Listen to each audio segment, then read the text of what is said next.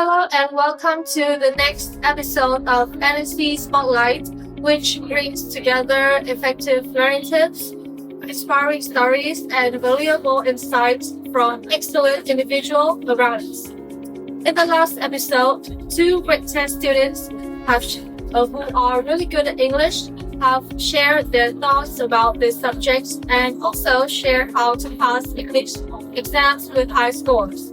In April, NSC had a post series about IELTS, an important exam that helps us objectively evaluate a participant's ability to use English.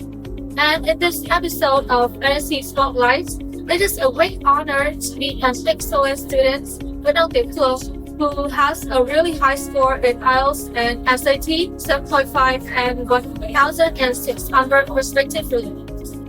Personally speaking, I find the most challenging and exciting skill to practice with is actually speaking.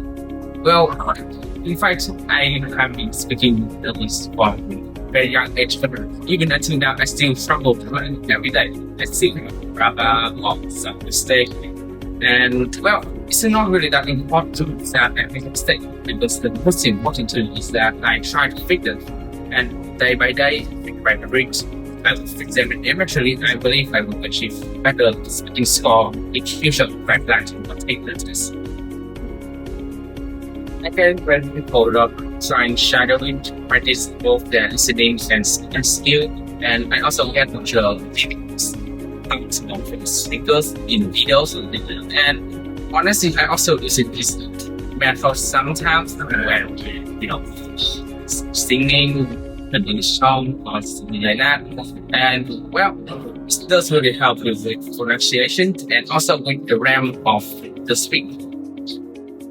Not only that, listening part is also a great thing and great tool for you to improve your listening skill as a part of finding out of it to listen to. Also to catch up with what the speaker were doing and what information they were trying to explain to them. To any student who listen to those test exam and they want to practice or study and whatever they can fit into their head. And well, this is not really many expressive with the student as learning English or any other language. It's a process. You can shortcutting, can make it shorter or having other ways around it. So it is important that we focus on the form. So for reading, for example, we want to focus on main skills such as scanning, skimming, whatever they call it.